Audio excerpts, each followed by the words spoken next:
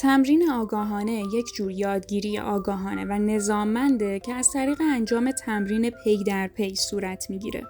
تمرین آگاهانه در وهله اول باعث ماهر شدن و در نهایت باعث نهادینه شدن اون مهارت در فرد میشه. سال 2014 یه تحقیق در زمینه علوم روانشناختی انجام شد که میگه تمرین آگاهانه میتونه عملکرد ما رو در بازی‌ها 26%، در موسیقی 21% و در ورزش‌ها 18% بهتر کنه. در ادامه نکاتی رو برای انجام صحیح این نوع تمرین آوردیم. موفقیت رو تعریف کنید و آگاهانه تمرین کنید. همه عناصری که برای موفق شدن باید اونها رو تمرین کنید لیست کنید. بعد آگاهانه اونها رو یکی بعد از دیگری تمرین کنید. مثلا برای تنیس ممکنه اول تمرین سرویس و بعد تمرین حرکت پاها باشه. یا اگر دوست دارید باریستای حرفه‌ای بشید، اول حرکاتتون برای درست کردن اسپرسو رو اصلاح کنید. بعد به فکر سرو قهوه دلچسب باشید. برنامه ریزی، فکر و یادداشت برداری کنید.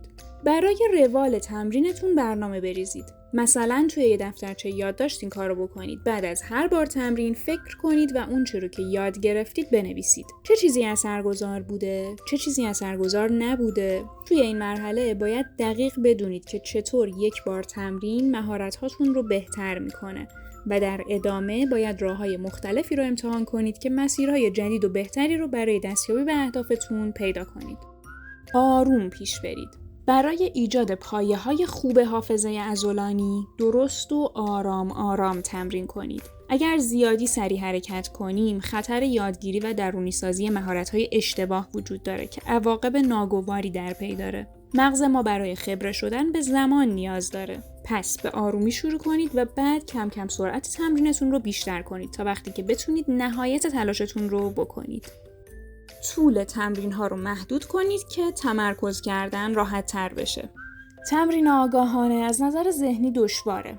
طول تمرینتون رو باید به اندازه کوتاه کنید که معقول باشه و بتونید در اون مدت متمرکز بمونید. اگر جوان هستید این مدت ممکنه 15 دقیقه باشه و اگر سنتون بیشتره ممکنه 60 دقیقه باشه. کریستیانو رونالدو روزانه 3 الی 4 ساعت فوتبال تمرین میکنه. راهبان جوان شاولین 2 ساعت صبح و 2 ساعت بعد از ظهر تمرین میکنن و برای حفظ دقتشون در بهترین سطح هر 10 دقیقه نحوه تمرین کردنشون رو عوض میکنن. زمان تمرین رو تا جای ممکن افزایش بدید.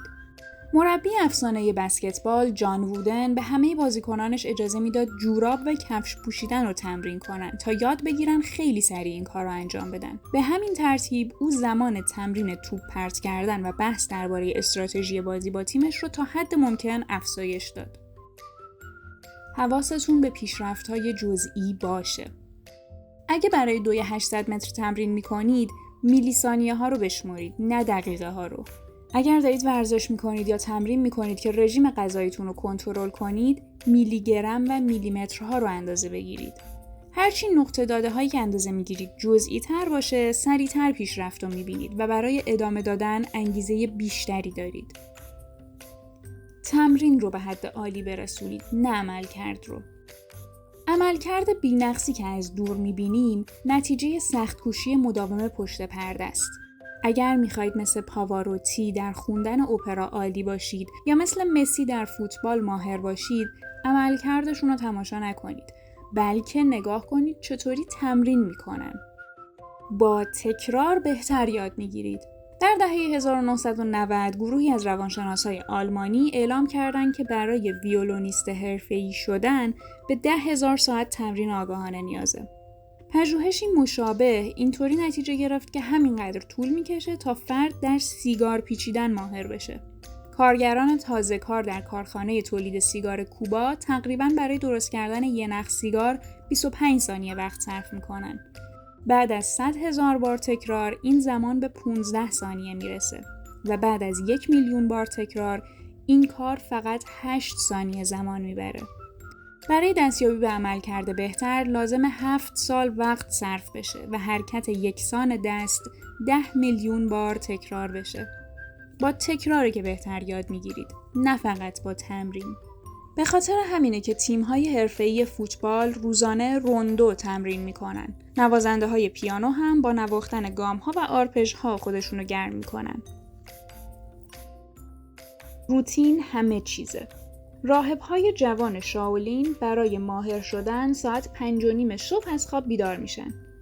بعد ذکر میگن، صبحانه میخورن و 2 ساعت کنگفو تمرین میکنن. ساعت 11:30 یه ناهار گیاهی میخورن و هیچ مایعاتی نمینوشن تا به هضم غذا کمک بشه. حدود ساعت 3 عصر 2 ساعت دیگه تمرین میکنن. ساعت 5:30 شام میخورن و بعد ذکر میگن. ساعت 8 شب وقت مدیتیشنه. ساعت 10 هم برای خواب آماده میشن. ما مردم عادی میتونیم هر روز با 15 دقیقه شروع کنیم و بعد به تدریج زمان تمرینمون رو بیشتر کنیم. مربی استخدام کنید. وظیفه مربی اینه که استعداد واقعی ما رو نشونمون بده و بعد ما رو به راه درست راهنمایی کنه. اگه مربی ندارید دنبالش بگردید. مربی میتونه معلم، دوست یا حتی کسی باشه که به طور آنلاین پیدا کردیم یا دنبال میکنیم. اگر دوست داشته باشید میتونید به صفحه کانال اسپراوت برید و فهرست ما برای معلم‌ها و مربی‌های مورد علاقمون رو ببینید. دالای لاما عقیده داره که تمرین آگاهانه نه تنها روی عضلات بلکه روی ذهن ما هم اثر گذاره. او و دیگر مغزهای متفکر آگاهانه تمرین میکنن که خشم، شک و بدگمانی رو از افراد بگیرن و در عوض صبر، تحمل و شفقت رو بهشون یاد بدن. نظر شما درباره تمرین آگاهانه چیه؟ به نظرتون برای بهتر کردن مهارت‌های تفکرمون هم میتونیم از تمرین آگاهانه استفاده کنیم؟ نظرتون رو با ما به اشتراک بذارید.